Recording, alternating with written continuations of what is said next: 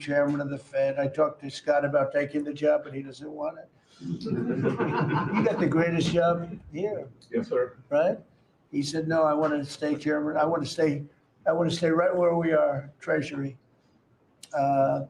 And I think we're doing really great, aren't we? We're doing great, sir, and it's a great team to be part of. Yeah, no, it's amazing.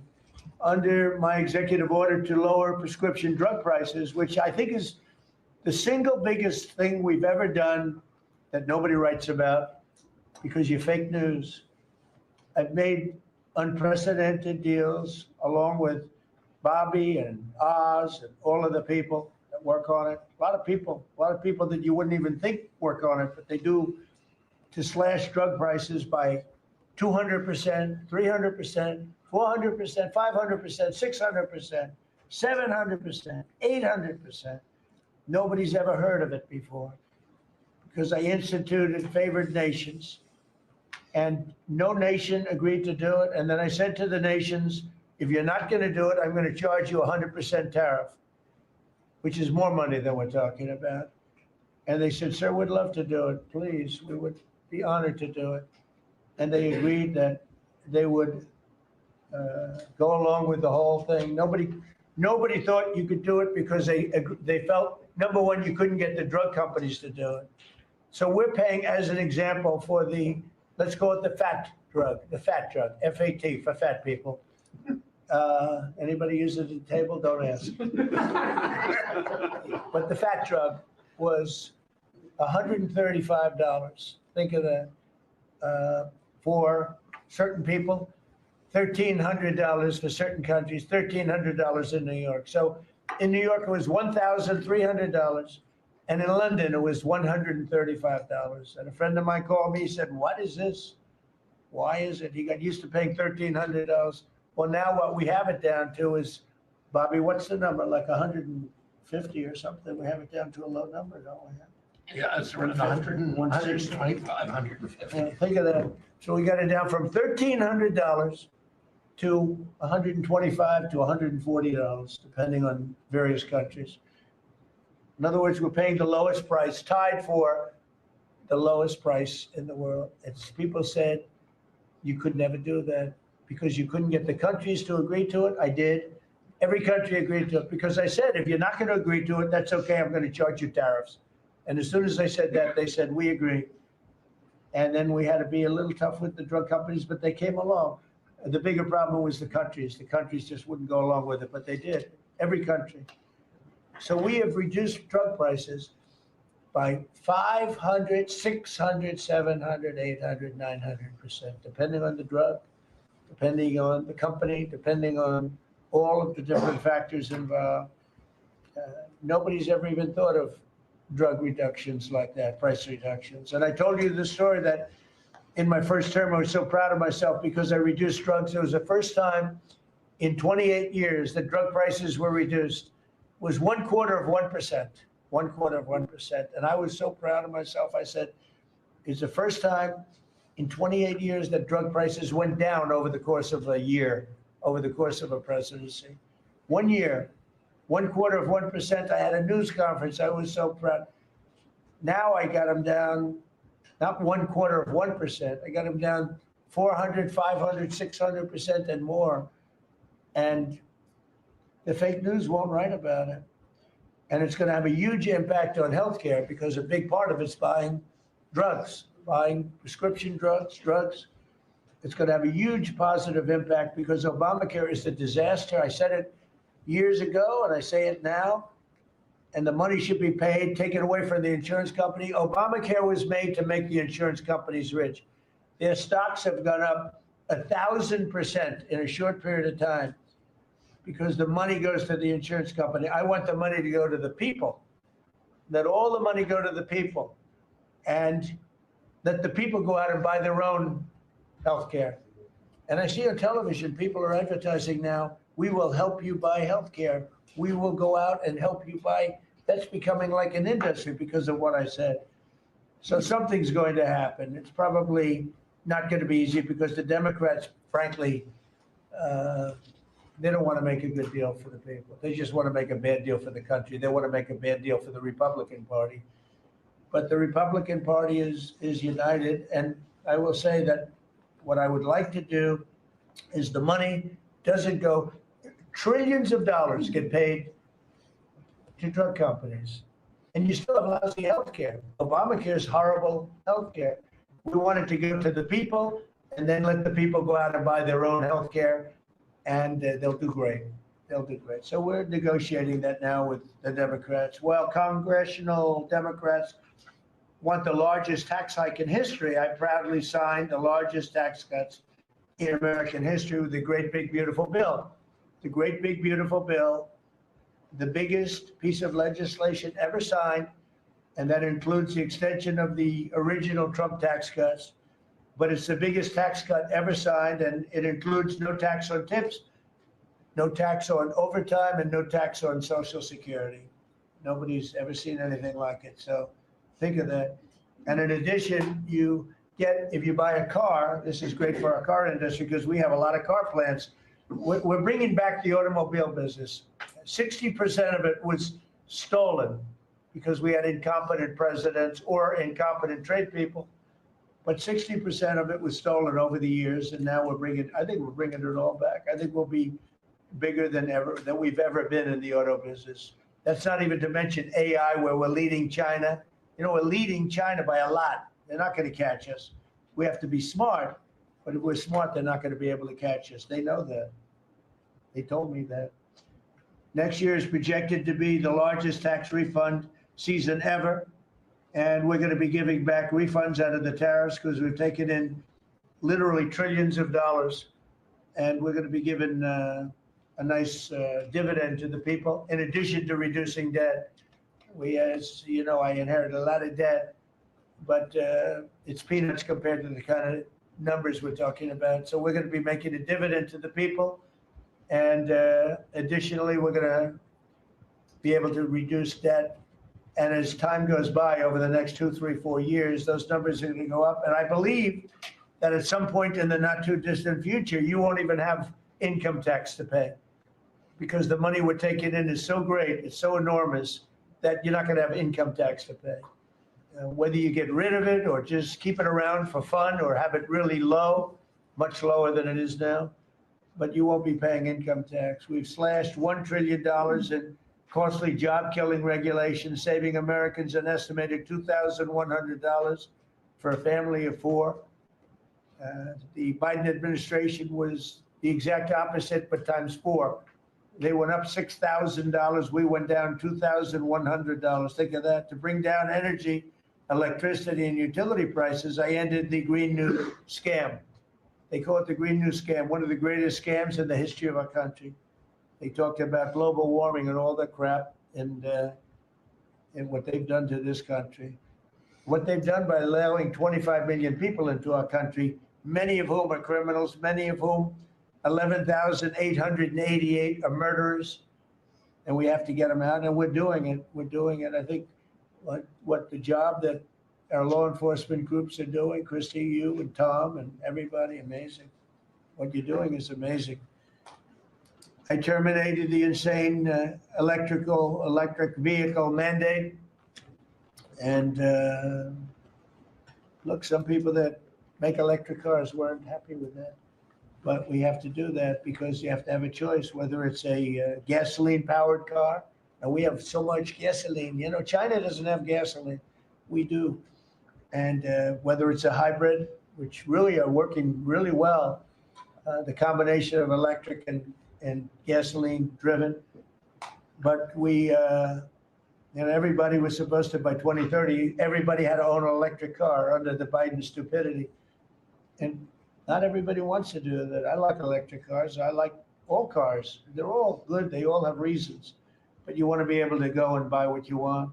I imposed historic tariffs that are now bringing in so much money that nobody's ever seen anything like it. And countries that were ripping us off, including allies, but they were ripping us off for years. I won't use the names. I won't mention Japan. I refuse to mention South Korea. I will not mention names. But they were ripping us off like nobody's ever been ripped off before, and taking horrible advantage of your country. But now we're making a lot of money, making a lot of money because of the tariffs that are pouring in. And it's really national security. Among everything else, it's national security. We've also rapidly turned the worst border crisis in world history. I believe we had the worst border ever in history. I don't care if you had a fourth world country, you know, we allow third world country in, we would allow fourth world war countries in also. It doesn't matter. There was never a border that was as bad as our border. We allowed anybody in with no checks, no vetting. So we've rapidly turned the worst border crisis in world history into the strongest border in the history of our country, and probably one of the strongest borders in the history of the world, because we have nobody coming through.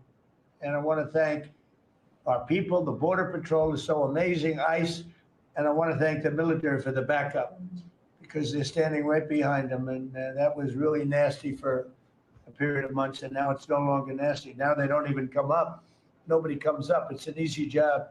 Made your job a lot easier because they know they're not going to get through. And we take people in, but they have to come in legally. For 6 months in a row, 0 illegal aliens have been admitted into the United States. You believe that? 0. We had millions of people coming in a year, millions. Now we have 0 for 6 months, and these are given by radical left people that do the numbers. I mean, they're not doing them any favor. They're being, we don't have, our net numbers are unbelievable. But we had 0 people in the last 6 months.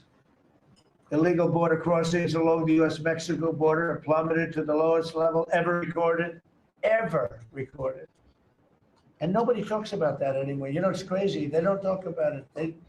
You'd think they'd say, well, Trump's done a great job at the border. This country is being destroyed by the border.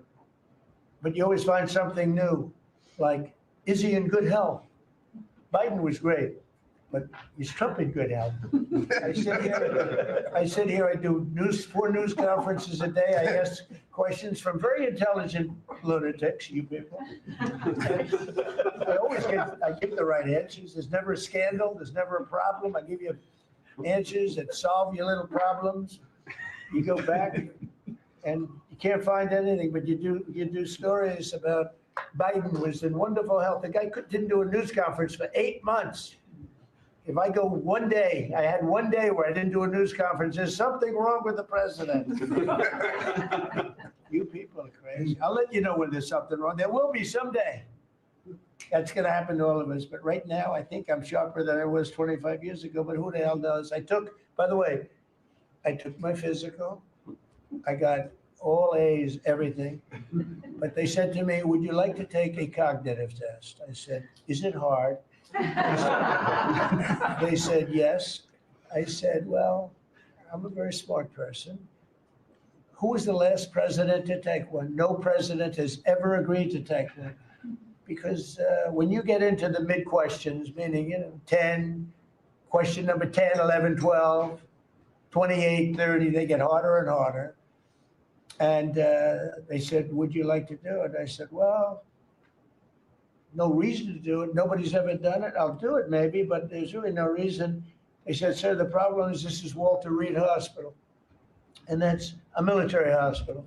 And that means that things are, sort of open. It's not like private where you have, if you do poorly, we'll have to, probably you'll find out. I said, I won't do poorly. I'm a smart person, not a stupid person. And as the doctor will tell you, I aced it, right, Susie? I aced. I got every question right. And these are tough questions. These are questions that I would say 99% of the people that I'm talking to right now, meaning the people from the fake news, would not do well in those exams. But I'm the only one that took it. I got every single question right. And then I read in the New York Times, is Trump sharp? Trump is sharp, but they're not sharp. That's why they're going out of business, the New York Times. I hear that they're losing so much money, it's ridiculous. They're a bunch of fakers. But we can never let another thing happen like what happened to us with a fake election, with a rigged election, where a guy like Joe Biden assumes the presidency. Because the man was grossly incompetent. And he was incompetent 30 years ago. But he was really incompetent for those last few years. And our country was put at great danger because of it. So for 6 months in a row, we had 0 people. Illegal border crossings along the U.S.-Mexico border have plummeted to the lowest level ever, ever, ever. Think of that. And the net benefit to our country is enormous, incalculable. America is strong and respected again on the world stage. We're really respected. In fact, I went to a NATO and they were calling me the president of Europe. We're doing very well. We have a lot of respect. As you know, we have a problem with a war that our people are trying to settle now with Russia and Ukraine. We are not involved in the war monetarily anymore. Biden gave away $350 billion like it was candy. That's a massive amount of money. And much of it in cash, a lot of it in equipment. I don't give away anything. We sell the equipment to NATO. The European nations pay us for the equipment, 100% price. And then they bring it to Ukraine or whatever they do with it. But we're trying to get that settled. I've settled 8 wars. This would be the 9th. And our people are over in Russia right now to see if we can get it settled. Not an easy situation. Let me tell you what a mess. It's a war that never would have happened if I were president. Not even a chance. And it didn't happen for 4 years. We've renamed the Department of Defense the Department of War, and I thought that would be controversial. And frankly, I tell you what, I haven't met one person. There's not one person I've met that doesn't like it. You know, think of it. We won World War I, World War II, everything in between, everything before it. And then we said, let's change the name. So we changed it back to what it was, Department of War, and Pete's doing a great job. We ended 8 wars, think of that, 8 wars, but we're gonna do one more, I think. I hope. Every time they end a war, they say, if President Trump ends that war, he's gonna get the Nobel Prize. So I end that war. Well, he won't get it for that war, but if he ever gets it for the next war, now they're saying, if he ever ends the war with Russia and Ukraine, he's gonna get the Nobel Prize. What about the other 8 wars?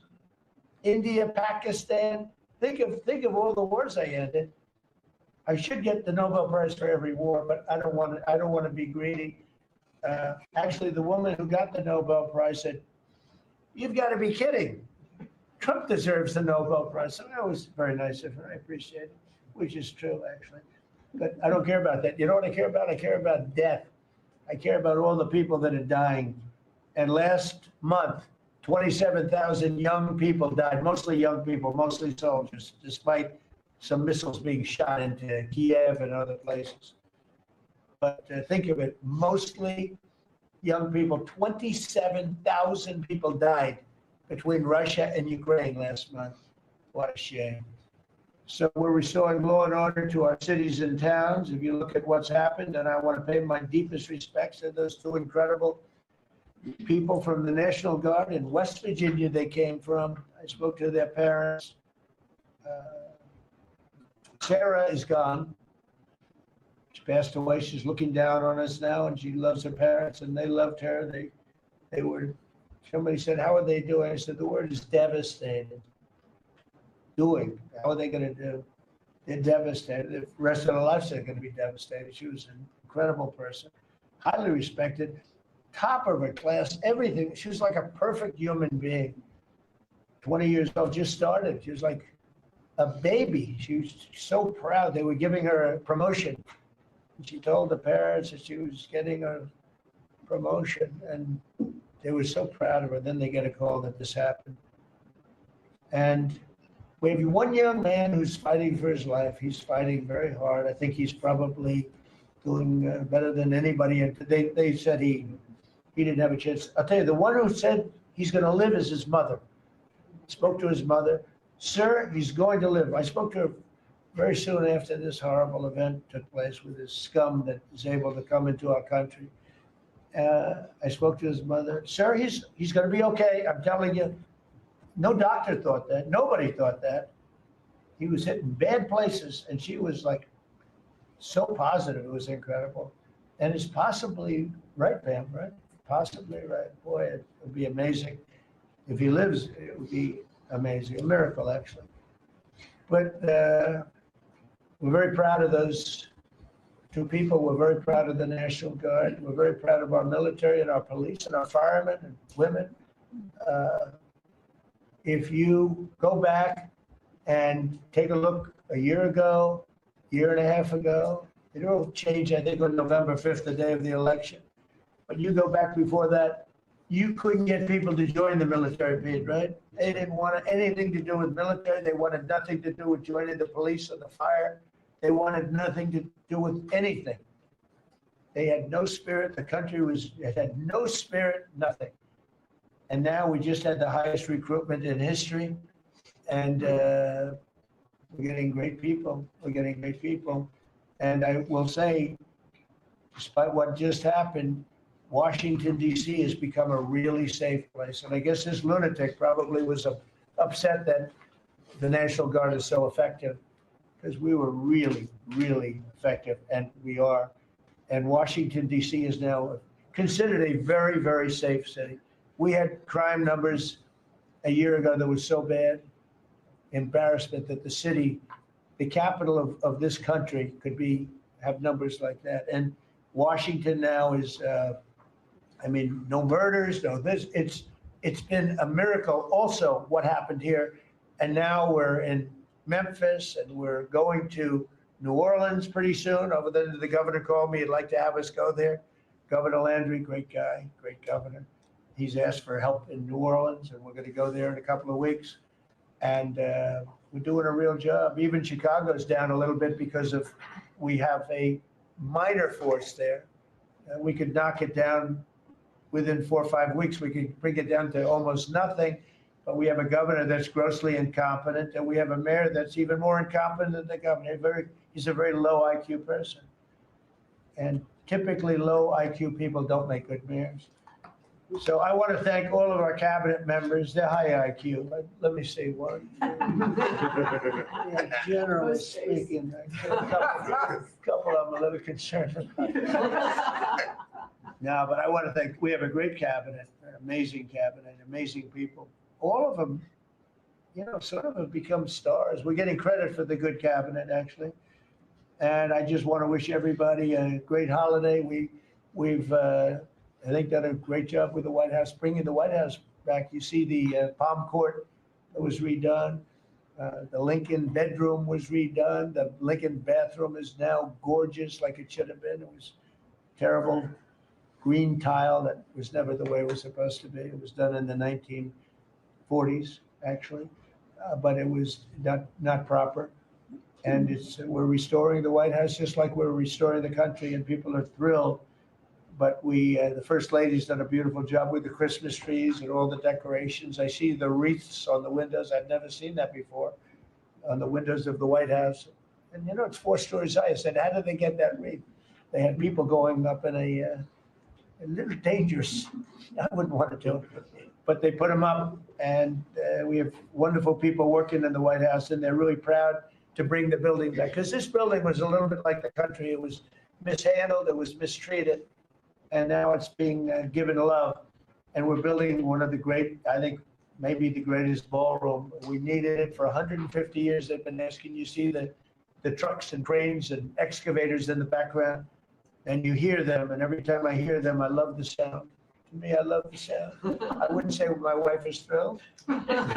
She hears pile drivers in the background all day, all night. They go till 12 o'clock in the evening, day, night, pile drivers. Darling, could you turn off the pile drivers? Sorry, darling, that's progress. But no, we're doing great. It's going to be I think it's going to be the finest ballroom ever built, and we're going to have it here. They've wanted it for 150 years. Think of that. So I will just end by saying I want to thank the cabinet. It's been a great cabinet. Let's think of it. Time flies, but this is our last of the year, as I said, and I just think you've done a fantastic job. And we're going to go around the room. We'll go quickly, but we're going to go around the room, and we'll start with Pete. And you'll tell us about some of the achievements. And some of you have achievements that are so big, I don't want you to go through the whole thing because we're not done. But we'll start with Pete, and then if you want, we'll take some questions at the end. Please, Pete. Well, thank you, Mr. President. As you said, it has been a historic year at the Department of War. Recruiting and retention over this year are at the most historic levels our country has ever seen. I had a chance to be on a aircraft carrier destroyer over Thanksgiving. The spirit in our ranks since the election under President Trump is unprecedented. I've never seen anything like it as a soldier myself in uniform, and I know a lot of you feel the same way. We've ripped out the DEI and the political correctness. It's all merit-based at the department. Getting back to basics: accountability, training, readiness, lethality, and that's reviving that spirit. And Mr. President, we're rebuilding the military, historic investments. I just took briefings on the Golden Dome and F-47, next generation capabilities that are going to make sure that for generations to come, America has the most powerful, most capable, most lethal military in the world, which you have rebuilt once and we're rebuilding again. And then we're reestablishing deterrence and credibility. If you look at what happened, we deal with every day the outcome of what happened in Afghanistan, the debacle under Joe Biden. We just dealt with it in the streets of Washington, D.C. with those 2 National Guardsmen. And then what happened on October 7th with Hamas, what happened in Ukraine, a war that never would have started under President Trump, we're having to rebuild that. So whether it's freedom of navigation and taking the fight to the Houthis, whether it's Midnight Hammer, those beautiful B-2s going 37 hours back and forth, undetected, delivering with precision, and Iran not getting nuclear capabilities, Europe and NATO stepping up to 5%, locking down our southwest border. It's been an honor to work with Christy and Tom and everyone else down there to lock it to 0, operational control of our border. And then it's getting after and going after narco terrorists and designated terrorist organizations in our own hemisphere. As I've said, and I'll say again, we've only just begun striking narco boats and putting narco terrorists at the bottom of the ocean because they've been poisoning the American people. And Joe Biden tried to approach it with kid gloves and allowed them to come across the border. Cartels take over community, 20 million people, hundreds of thousands of Americans poisoned. And President Trump said, no, we're taking the gloves off. We're taking the fight to these designated terror organizations. And it's exactly what we're doing. So we're stopping the drugs, we're striking the boats, we're defeating narco terrorists, and we're standing. And you may say one thing, that drugs coming in through the sea by sea are down 91%. And I don't know who the 9% is. I'm not sure either, sir, because Down 91% by sea. we've had a bit of a pause because it's hard to find boats to strike right now, which is the entire point, right? Deterrence has to matter, not arrest and hand over and then do it again, the rinse and repeat approach of previous administrations. This is meant to get after that approach. And I will just end by saying, as President Trump always has our back, we always have the back of our commanders who are making decisions in difficult situations, and we do in this case and all these strikes. They're making judgment calls, ensuring that they defend the American people. They've done the right things. We'll keep doing that, and we have their back, Mr. President. Good job. Thank you very much. Howard? So we set out to stop the ripoff of the United States of America. This is about global change of trade. We've been ripped off since 1945 when we set this policy.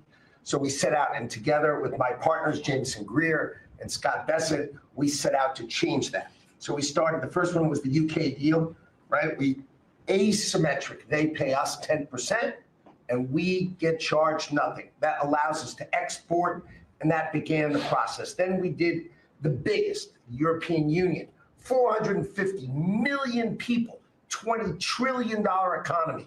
They completely opened their borders to us, and we charge them 15%. That makes America $100 billion a year and turns it back to where our economy is the best.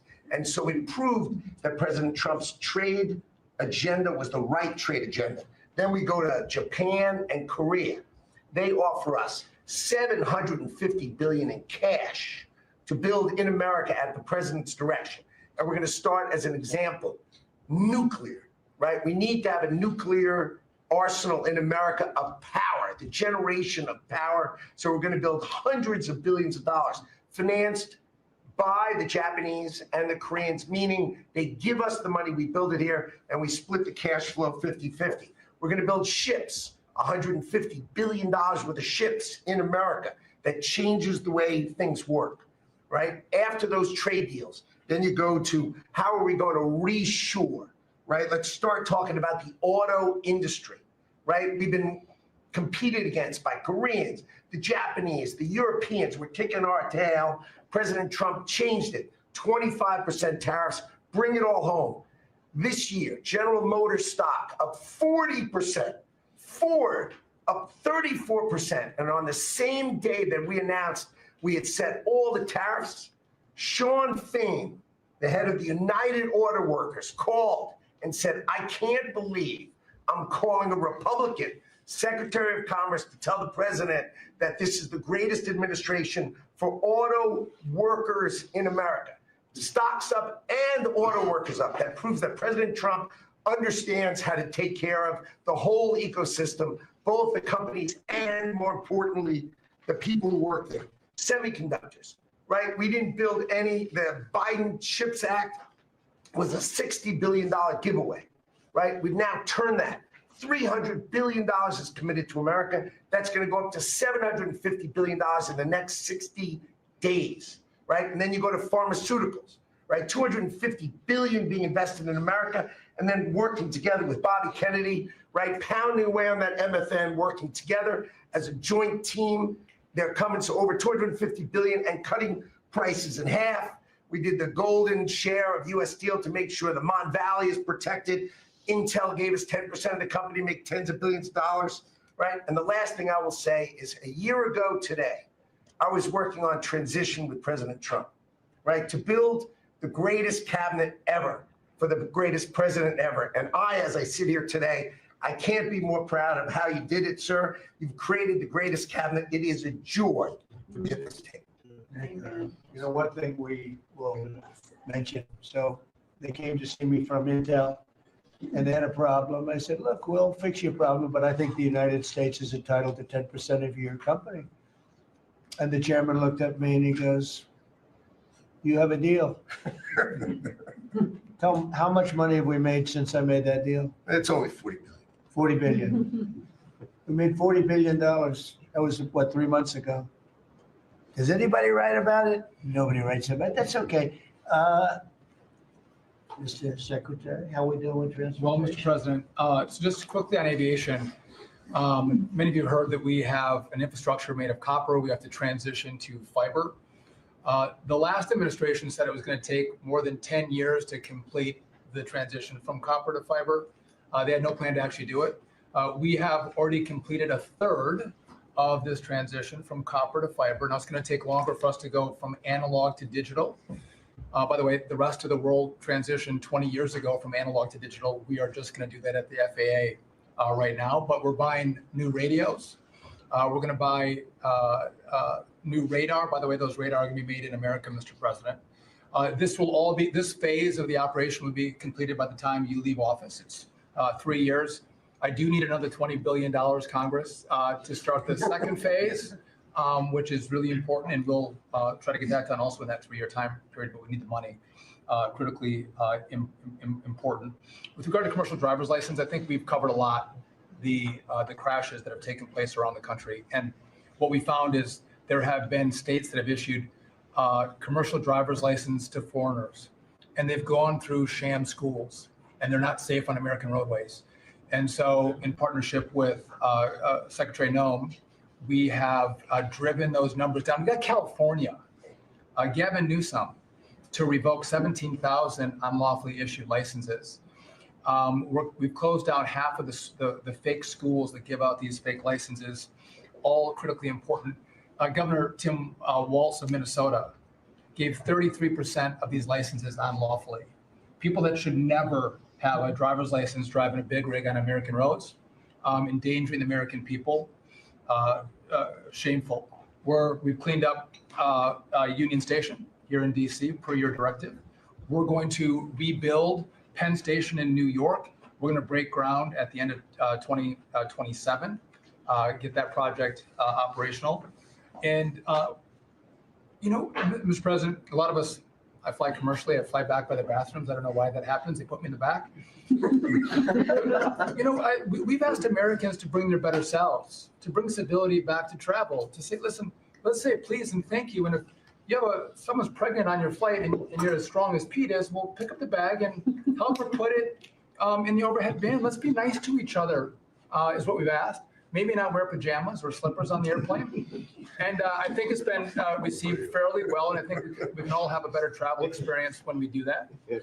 And just the last point I'll make is there was a big football game where the Merchant Marine Academy that falls under DOT actually beat the Coast Guard with Christy Nome. We beat them by 1 point, and so we're very proud of that. And, so well done, Kings Pointers.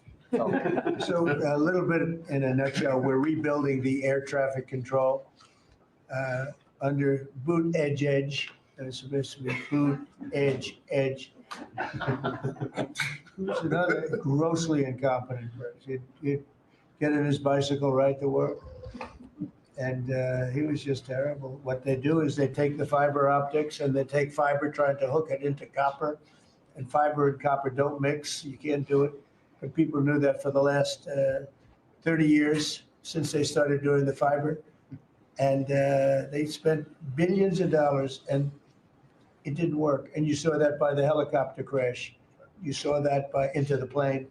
You saw that by a lot of things. So we're doing a brand new air traffic control system, and it's going to be the best, and it's going to be from top to bottom. And we have the 3 top companies in the world bidding on it. And it's going to be one bid, and we're going to have one company responsible, and it'll be the best system. And it's going to be, look, our skies are safe. Otherwise, we wouldn't let people fly. But we're going to have the safest skies. We're going to have the best system anywhere in the world. We're also going to rebuild Dulles Airport because it's not a good airport. It should be a great airport, and it's not a good airport at all. It's a terrible airport. It was incorrectly designed with a good building. Actually, it's got a beautiful terminal. Saarinen was the architect, one of the greatest architects in the world at the time, a great architect. And so they have a great building and a bad airport. But we're going to turn that around, and we're going to make Dulles Airport serving Washington and Virginia, Maryland, et cetera. We're going to make that into something really spectacular. We have an amazing plan for it and other things, but you're doing a really good job. I appreciate it. The people movers of Dulles, we had a crash recently. So we're going to announce that later today, a request for bids on this. But again, it's a not a great airport, which we can make great in this administration, Mr. President. We have a design that's amazing for Dulles. It's going to take Dulles and make it it was a badly designed airport. We're going to make it into as good as there is in the country. It'll be exciting. Okay, please. Well, Mr. President, it's good to be here at this meeting because in 1 year you can look around the table and see the change. And I think one of the biggest changes is how this cabinet works together. And I want to start there. It's often been said, I found out some things this year that I didn't know, that the Department of what was Defense, now Department of War, and the Veterans Department had never really communicated. Now, we're fraternal twins in a way. Pete and I are. He lives better, I'm better looking. But in looking at this, I mean, he brings them in. He keeps them for a number of years, up to 20 or longer. And then they come into what the country is committed to our veterans. And if you don't have both ends working correctly, then recruitment lags, morale lags, and we've been able to work and fix a great deal of that. I didn't need to change our name, but I did do one thing. I put the veteran back first at the VA. And we did that in 1 year. How did we do that? We started taking things that have been neglected for a long time and put them back. We had a backlog in which we've dropped over 160,000. We're not talking year-to-year change at the VA. We're talking 5-6 years. We have to go back 5 to 6 year prior COVID numbers to see the change of backlogs that are now reduced. We do it in 6 months instead of the long time it took. In fact, it grew under the Biden administration. It shrank over 160,000 under us. CHAMP VA, which is a program we have, has basically been back to day. It was at a terrible state, which delays and claims and everything's going on. We've got that back. We're doing things like taking a new look. I have one question that I ask when I go to my hospitals. We probably have over 170 hospitals, 1,200 clinics. And I asked the people one thing, Mr. President. I said, what are you doing right now that if you were just honest and I wasn't standing here, you say, this is stupid. It's been amazing what we've gotten and the feedback that we have had. We've been able to change how we do credentialing, how we do privileging, how we do hiring. We're all working through that. And it has all made a difference for our veterans as we go forward. CNP exams for veterans out there listening. If this is the one where disability claims, where they say, well, let me send you to a doctor to make sure. Most of the time we have that already in the record. We're working now where those could actually be changed, where we just look at the record and not have to send them to a doctor. That's almost a $3 billion savings that we can let, and also not taking what the veterans did. We're also getting ready to announce here pretty soon a reorganization that's going to bring our hospital system organizationally in line with the 21st century. We are the largest healthcare organization. It's about time we acted like it, Mr. President. You gave that leadership. We're going to do it. And also one thing, community care contracts getting ready to go out. It's one of the largest contracts in the federal government, but it does exactly what you and I have talked about before, making sure that our veterans can get care in the system or in the community, wherever they want it. We're getting ready for that. Now, I have one thing for all the press who really enjoyed the first of the year, saying, oh, you know, they're going to cut all these jobs, 80,000 this, 80,000 at the VA. Mr. President, every success that I just gave you came after the fact, or pretty much after the fact, that we had 30,000 take early retirement. Early retirement, no risk, although you reported it as loss and risk. You can't help yourself. 30,000 took the retirement. Every bit of the success that I just told you about came with a reduced workforce. There was a motivated workforce that said, how can we take care of veterans? That's what this cabinet does. That's what we're doing for you. Good. And you've got the highest approval rating we've ever had at the VA, so that tells you something. You're doing a great job. Thank you very much. Jameson, please. Well, there's been some activity on trade this year. For about 75 years, we had a system, global trading system that was premised on the United States having totally open borders, right? Not just on immigration, but on goods and services, and everyone else generally kept higher tariffs, higher non-tariff barriers, et cetera. Obviously, the outcome was we had a huge trade deficit. You took it head on. You gave all of us who work on the file a lot of leverage. So we spent the past, 10 months or whatever we've been doing now, just going around the world and flipping the script. So now we're in a situation where we've protected our industries, we have the tariffs, and the other countries have decided to take their tariffs down and non-tariff barriers. And we've done it in a very constructive way. We've achieved agreements on reciprocal trade, which are a new kind of trade agreement that's really focused on making sure we have balanced trade, we have reciprocal trade, that we're treating each other fairly. And it's been embraced by the international community. And it's going to be exciting to see what it's like 5 years, 10 years from now, because you've changed it. And that's how it's going to be now. And I think you should be commended for it. And we look forward to seeing what comes in the next few years. Thank you very much. You're doing great. He's doing a great job. Thank you very much. Please.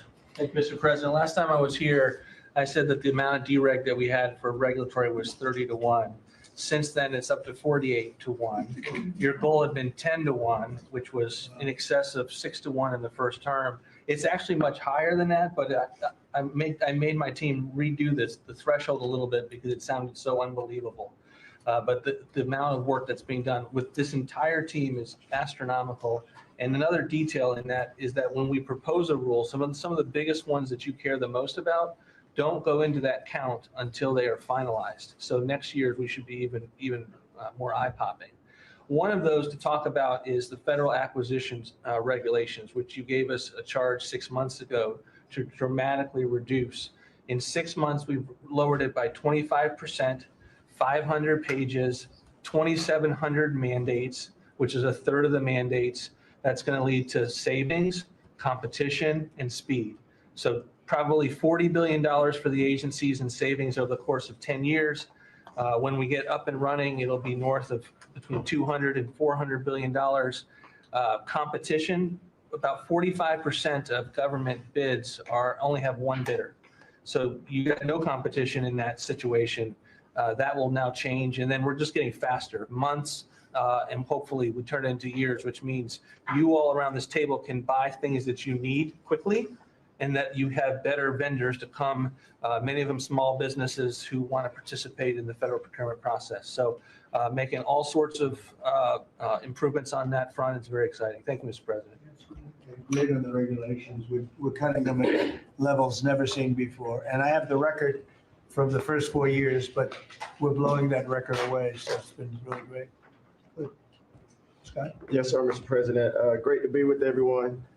And, when you were giving your report, which was fantastic, and I listened to the report of all my colleagues here and those that will come, it reminds me when I played in the NFL, we had this thing called game film. You know all about film.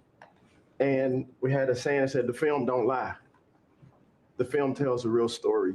And I hope that the American people, when they watch the film that's going on now in this time in our history, that they will see that America is greater today than it ever has been. And so I thank you for that. And thank you for giving us good stories that we can tell for the American people. Scott, we're saving our country, Yes, sir. okay? And I don't want to be braggadocious. We're saving our country. Our country was going down and would never have been able to come back. We're saving all of us, but we're saving our country. All right, go ahead. Yes, sir. So at Housing and Urban Development, in keeping with your executive order, sir, in making America's streets safe and beautiful, again, we've been very intentional about making public housing in our country safe. And I want people to know, our colleagues know this, but people in America know that we actually care about people that live in public housing around our country. A lot of public housing is wrought with crime, sex trafficking, drug trafficking, illicit drugs, illegal aliens living in public housing, but we've put them on notice to let you know that it's not lost on us. We care about the people, we're paying attention to it, and we're gonna root out crime in public housing. We've been very focused on working with the Memphis Safe Task Force, the DC Safe and Beautiful Task Force, working with Pam and Christy and others, and law enforcement. Our law enforcement is tremendous.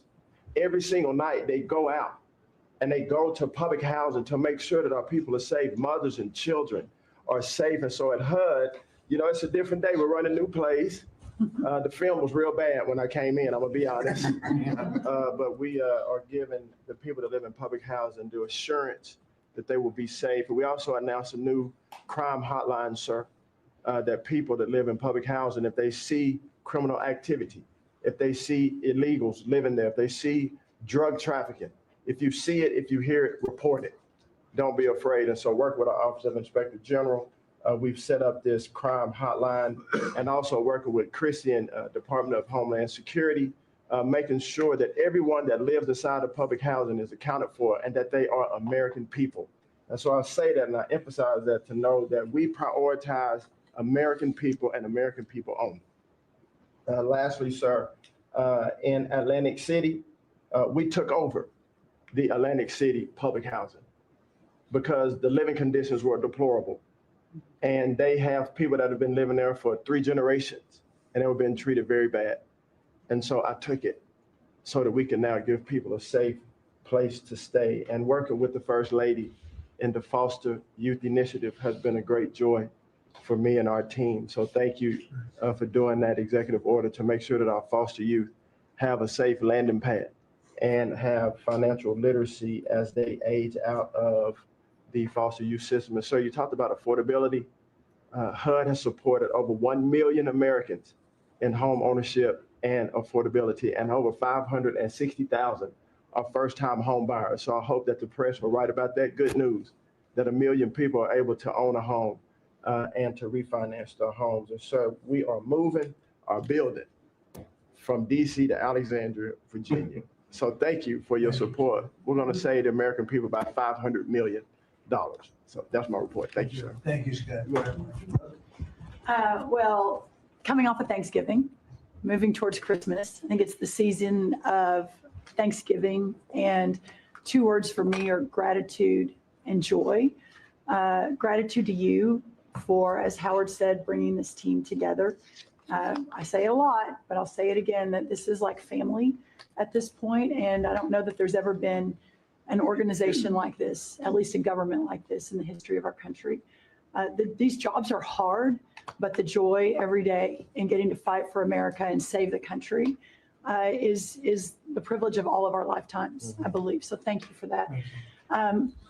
At U.S. Department of Agriculture, the People's Department, Abraham Lincoln launched this department in 1862. But under your leadership, we have finally, again, put farmers and ranchers and rural America first. In the last year, it's no longer DEI, climate change, sending out money based on the color of a farmer's skin. It's now about literally putting farmers back at the center of it. And under the last administration, we talked a lot about affordability. We'll continue to talk about that. But under the Biden administration and the destruction of our economy and the cost of inflation, interest rates for farmers and ranchers went up 73%. Labor went up 47%. Fertilizer went up 36%. Fuel went up 28%. So when you think about the extreme economic strain that a lot of our farmers are under in our farm economy, these are massive, massive numbers that will take some time to get out from under. but we've already seen the beginnings of the movement toward more affordable food, housing, fuel, et cetera. And that will only continue to trend as we work to solve those issues. My partners in trade, of course, they do the work, but I'm constantly talking to them about selling more soybeans, selling more corn, getting more of our products out. But when we really think about how to solve for this idea that for so long our farmers, many of them have been farming for government checks instead of moving their product around the world, these trade deals change that forever. And it isn't one trade deal or two trade deals, it's dozens of trade deals. And so talking about rural prosperity and bringing the golden age back to rural America, which has been lost for too long. And we're going to focus on that next year, hopefully with our vice president, many of our cabinet members. But the opportunity to do that under these new trade deals is unprecedented. And so just putting farmers first, our ranchers first, Mr. President, is such a huge priority and an accomplishment of the last year. The second quick thing is lawfare. And I know you know this better than anyone in the country. When a government politicizes and weaponizes their power to go after average everyday Americans, well, from you, the top of the EPA's president, but all the way down to the ranchers in South Dakota, the Maud family, who were facing jail time over a fence line dispute that had been in their family for 130 years. We fixed that. The Henry family in New Jersey, who were facing their farm being taken away for eminent domain to give to affordable housing, we fixed that. So being able to completely change the trajectory of private property rights, but especially as it has to do with our farmers and ranchers and our rural communities, changes everything for our country.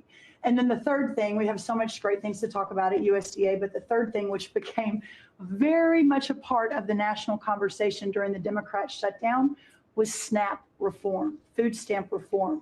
When all of America saw what so many of us know and have been working on, but when you have so much rampant fraud in a program that 42 million Americans participate in, now big good piece of news that I hope is written about, since you became president, about 800,000 of those 42 million have moved off of food stamps, which is hopefully the plan with better jobs, higher wages, et cetera. But still, when we found 186,000 dead people or dead people's Social Security numbers being used, 500,000 people receiving benefits more than twice. We had a couple of people receiving benefits in 6 states.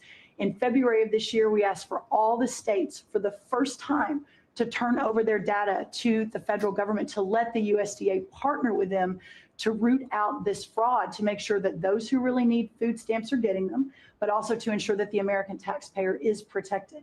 21 states said yes, not surprised. 29 states said yes, not surprisingly, the red states. And that's where all of that data, that fraud comes from. But 21 states, including California, New York, and Minnesota, the blue states, continue to say no.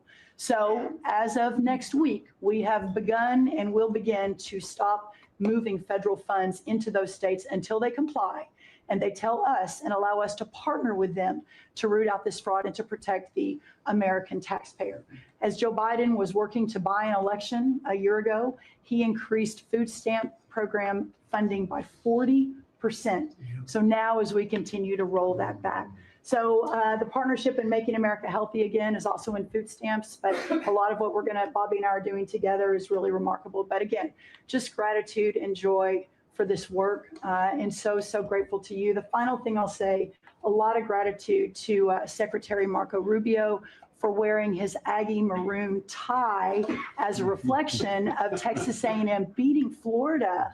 We also have to say something about China with one of the largest purchases. But thank you, sir. We also have to say something about China with one of the largest purchases ever in our country, the soybeans. Yes, sir. And so I want to thank President Xi. We had a great meeting. We were in South Korea. I went to a lot of other places too, but we met in South Korea. And President Xi was great. And China gave us among the largest orders in the history of your world, agriculture. That's right. And sir, may I say, this is the remarkable result of real leadership and your real leadership, Just a couple of days ago, China announced that they were going to halt all purchases from Brazil because they had found some irregularities in some of the soybeans they're buying from Brazil. And what that means is a continued signal that this country and our farmers produce the best, highest quality soybeans, sorghum, et cetera, in the world. And what you've been able to do is open those markets up and again, move toward an era where our farmers are not so reliant on government checks, but they have the markets to sell their product. Having said that, we do have a bridge payment we'll be announcing with you next week as we're still trying to recover from the Biden To help years. the, yeah. That's help- right. To help the farmers. We're That's gonna help right. the farmers. They did not help the farmers. That's right. Thank you very much. Thank you, sir. Scott? Mr. President, it's been a great year on the economy, but the best is yet to come.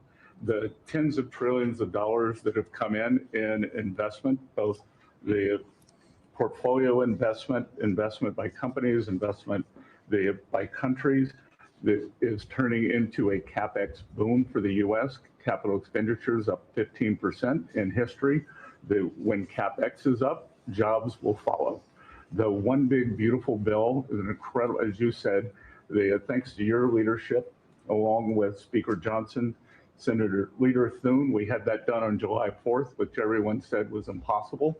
And the great thing about that bill, sir, for the American people, it's for industry, 100% expensing, build your factory here, you can write it off immediately, but you also insisted on the 4 benefits for working people: no tax on tips, no tax on overtime, no tax on Social Security, auto deductibility for American cars, and that is retroactive. So as a result, in 2026, we are going to see very substantial tax refunds in the first quarter. So the best way to address the affordability crisis is to give Americans more money in their pockets, which is what this bill has done. We're going to see real wage increases. I think next year is going to be a fantastic year. Taxes, deregulation, energy certainty. That's why everyone with your leadership is coming to America. Bond market had its best year since 2020. Everyone said couldn't be done. So we're going to have growth. We've had 2 4% quarters before the Schumer shutdown. We're going to go back to that. So not only are we going to have great growth, but it's going to be low inflationary growth. And stock market obviously is following, but next year is going to be the year for Main Street as all this kicks in. And you came in, immigration, I called it the 3 I's: immigration, interest rates, and inflation, that were killing the American people. Close the border, the promise kept. Interest rates are down, and 10-year bond, again, best year since 2020. And inflation, led by energy prices, is going to roll next year. I think it's going to be a fantastic year. That we can look back, be very proud of this year, but I think 2026 is going to be great for the American people. Thanks to you. It's going to be great. Thank you very much. Mr. Vice President? Thank you, Mr. President. It's an honor to serve with this great team that you've assembled. And I just want to pick up on something you said, Mr. President, because you hit the nail on the head, that it is absurd that Democrats talk about an affordability crisis that they created and the people around this table work every single day to address. You'll hear a lot of statistics today. You hear a lot of statistics in our political conversation. I think the most important statistic for the American people is that under the Biden administration, the average American family lost over $3,000 of household income. And under the first 10 months of this Trump administration, they have gained over $1,000 of household income. What that says very clearly is that we are fixing the problem that Joe Biden and the Democrats created in the last administration. If you look at every affordability crisis that's confronting the American people today, it is traceable directly to a problem caused by Joe Biden and congressional Democrats. Why did homes get so unaffordable? Because we had 20 million illegal aliens in this country taking homes that ought by right to go to American citizens. Why did tax bills get so unaffordable? Because Democrats were raising taxes while congressional Republicans under the president's leadership, we're now cutting taxes. Why did food get so expensive? Because we printed trillions of dollars and threw it into green scams that made our agricultural economy suffer while Americans were paying higher prices for food. On every single one of those issues, Mr. President, I think we've made incredible progress, but it would be preposterous to fix every problem caused over the last 4 years in just 10 months. I think that we've done incredibly good. But what I see over the next year, and you heard Brooke talk about joy and gratitude, what I really think this season represents for me, and I think for the entire administration, is that we have now done incredible work to fix what Joe Biden broke. And I think that next year in American growth and American prosperity could be the best year that we've had in the United States of America. It's going to happen because we're all working hard. It's going to happen because we have the greatest country in the world. But I think for congressional Democrats in particular, if they want to talk about affordability, they ought to look in the mirror. We are fixing what they're broken. We're proud to do it. It's the job that we were elected to do. But I think 2026 is going to be the year where this economy really takes off. Thank you very much. Thank you, sir. Great. President Trump, thank you for talking about Sarah. Heartbreaks for her family. And Andy is doing well. His parents, Melody and Jason, wanted me to tell you, and I was with them yesterday in the hospital. He's a miracle. I was there when the surgeons came in, and they wanted you to know this. He's a miracle. And if everyone in this country can continue to pray for that family, he's got a long road ahead of him, but he is a miracle. And of course, our DC initiative is led by our amazing, and the monster will be held accountable who did this. Our marshals, of course, are leading the DC Safe effort. We have made over 7,000 arrests at your direction. DC is safe again. Working with everyone around this table, Pete and everyone. Scott and I were in Memphis together last week, and everyone, and Bobby, your HHS, doctors and medics are on the ground to help people in Memphis and DC. In Memphis, we've made over 3,500 arrests so far, and Homeland Security, Christy, you've been instrumental in this. But it's everyone working together as a team. We even have Treasury agents out there. It's unbelievable, on the ground in DC and Memphis. Of course, law enforcement first, FBI, Kash Patel has led the FBI. We have a 100% increase in the arrest of violent criminals, thanks to your leadership. DEA, led by Terry Cole, over 45 million fentanyl pills, 4,200 kilos fentanyl powder. That is the equivalent of 347 million potential lethal doses. That's unbelievable that you've taken off the streets of our country. And the weight of all the drugs combined taken off by DEA is the weight of 17 full semi-trucks of the drugs just since you've been in office, the drugs that had flowed into this country under the previous administration. ATF, led by Rob Sakata, has seized more than 31,000 illegal guns, 31,000. Unbelievable at your leadership. 19,000 of those were from trafficking cases. We've been sued on the legal front now. We have been sued 575 times. 575 times, more than every administration going back to Reagan combined. Most recently, yesterday, I was sued by an immigration judge who we fired. One of the reasons, she said she was a woman. Last I checked, I was a woman as well. 24 Supreme Court wins, President Trump, 92% success rate, doing it at record speed, led by John Sauer, of course, Sarah and Hosh, all working together. Immigration, we're winning. Nationwide injunctions, ending DEI funding, working to secure that our federal workforce is aligned with your America First agenda, representing pretty much everyone in this room. We met with your general counsel yesterday, Doug, working with everyone. It's nonstop. ICE, of course, we're winning there with Christy. We're Brooke, SNAP benefits, won there. Marco, USAID, Pete, National Guard, of course, going nonstop. Our U.S. attorneys are fighting violent crime, working around the clock to make America safe again, which was your directive. Our Civil Rights Division, suing Gavin Newsom 3 times now, Prop 50, keeping boys out of girls' sports and in-state tuition for illegal aliens. We've sued over election integrity. We are litigating major universities with Linda. Thank you, our Civil Rights Division, for everything that you've done to end DEI in our schools.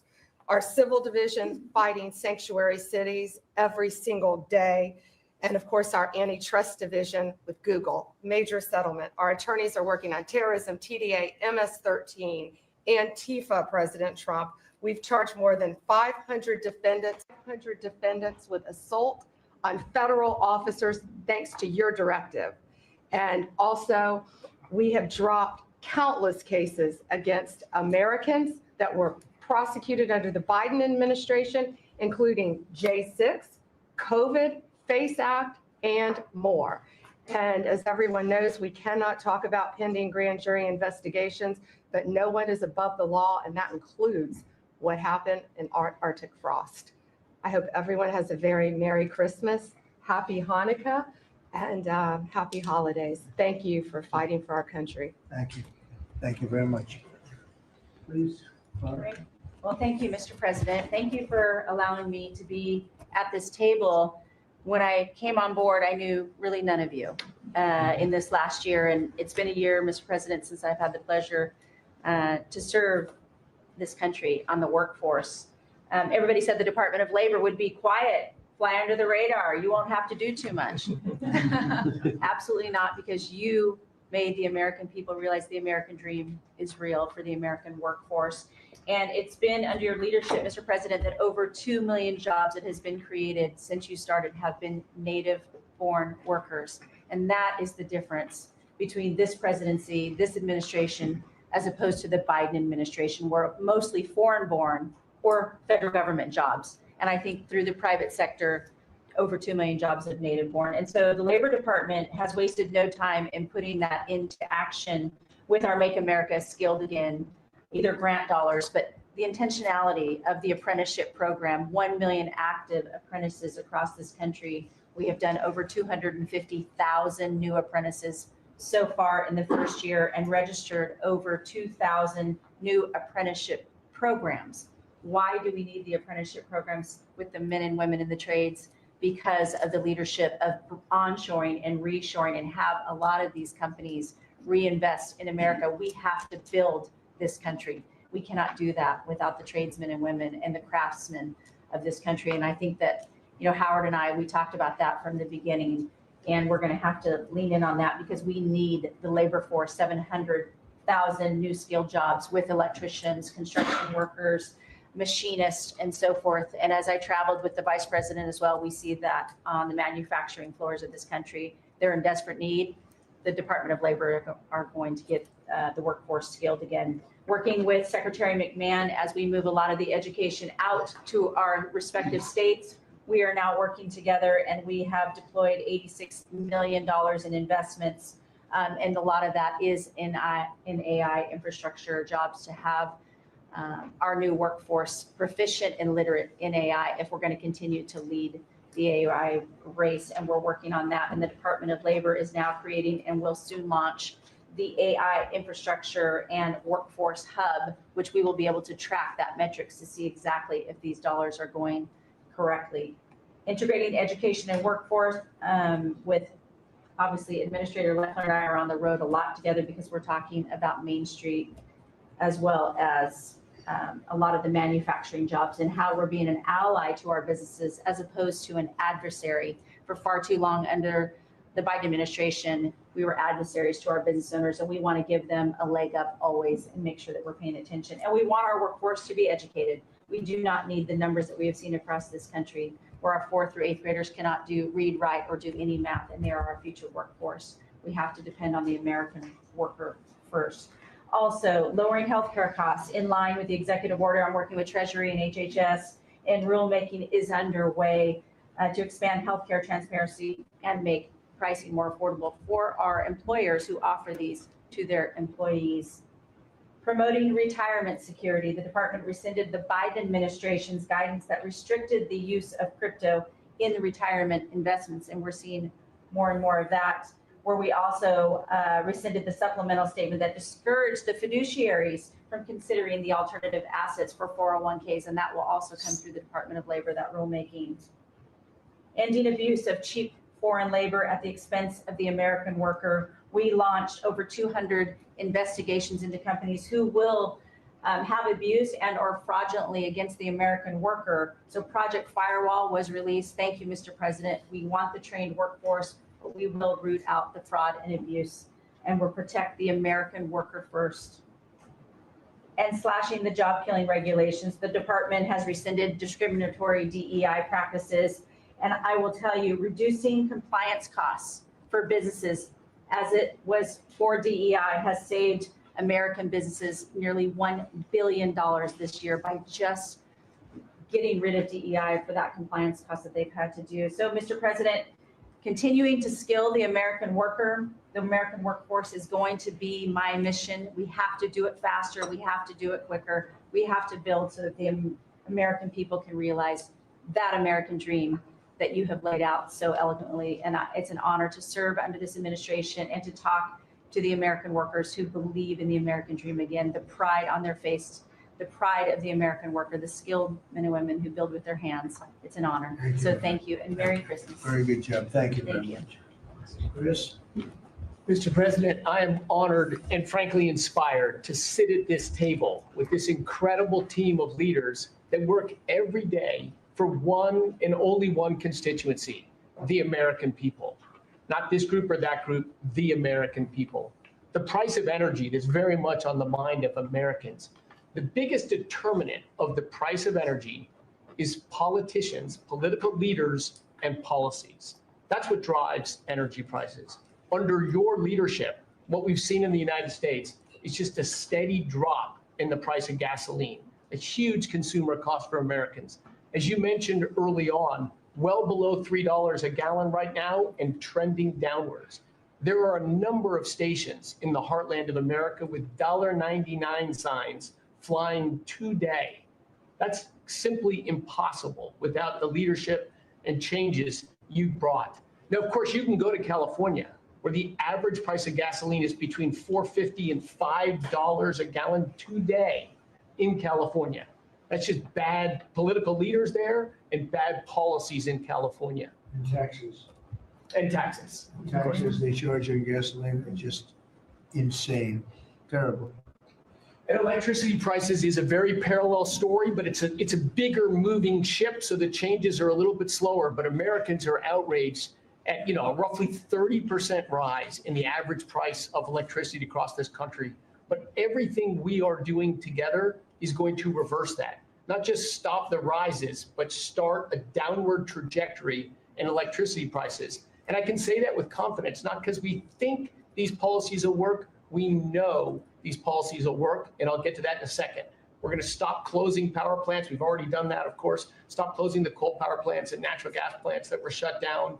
We've got over 30 gigawatts of generators just sitting there today, not allowed to run. Well, of course, we're fixing that immediately. We're going to bring on from our existing grid tens of gigawatts more capacity that'll drive down the cost of electricity. But if we look at the last 5 years to see what works and what doesn't work, the most Trump-aligned policies in the electricity sector were by, no surprise, one of your cabinet members, Secretary Burgum, for 8 years governor of North Dakota. Over the last 5 years, production and demand for electricity in North Dakota grew 35%. Think what data center boom's going to do. And what happened? Electricity prices went down. Didn't rise slowly. They actually went down those 5 years.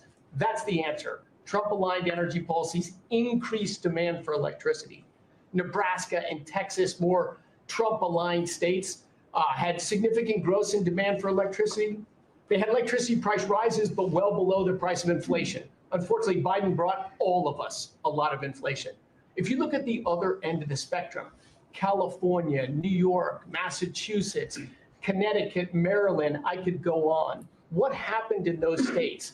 Policies and politicians that force the building of unreliable electricity generation, which requires new infrastructure and transmission lines. And what happened? Today, they produce less electricity than they did 5 years ago. A lot of spending money and less electricity. What does that mean? Of course, much faster rises in the price of electricity. Blue states have had 1.5 times faster rise in electricity prices than red states. Red states alone, less than inflation. We need to bring those policies. You are bringing those policies to the national level. We hope the blue states will come along with us, but your policies are going to start the decline of electricity prices nationwide under your leadership by just bringing back common sense. So thank you for allowing me to be part of this team. For people here who are focused on winning, special thanks to Howard and Scotty who were there with me to see the Denver Broncos win on Monday night. Now we want nationwide wins on energy for 3 more years. And we're doing more energy production than we've ever done by far right now. Records across the board that'll continue to be reset every year you're in office. Thank you very much. Well, Mr. President, thank you for giving me a very interesting job. Some days it's a little controversial too, but it's been an honor to work for you. You are a great American. The fights that you pick are the right fights, and they're always on behalf of this country. So I appreciate the chance to do this job heading up this department. If you think about what Joe Biden did with the Department of Homeland Security, he used this department to invade the country with terrorists. He opened up the borders, let anybody come in that wanted to. He put them on airplanes. He let them through our airports. If they could figure out a way to get to our shores and in our country, he just opened the door and invited them in. So it's our job to get them out. And I want to thank you for this team, because I look around the table and I think every single person here has helped me do my job over the last year. They've supported us at the border and given us resources. Marco negotiates all the travel documents and relationships with other countries to take their people home. 2 million people have gone home already. The people that were here illegally, you've removed from our country and sent home. And we're going to send more home for the holidays too, and make sure that they get to be with their families in their countries. Yes. Mostly the bad ones. That's right. Pam, Focus is the bad ones, that's right. and there are a lot of them. Terrible, horrible people. And Pam, make sure she's.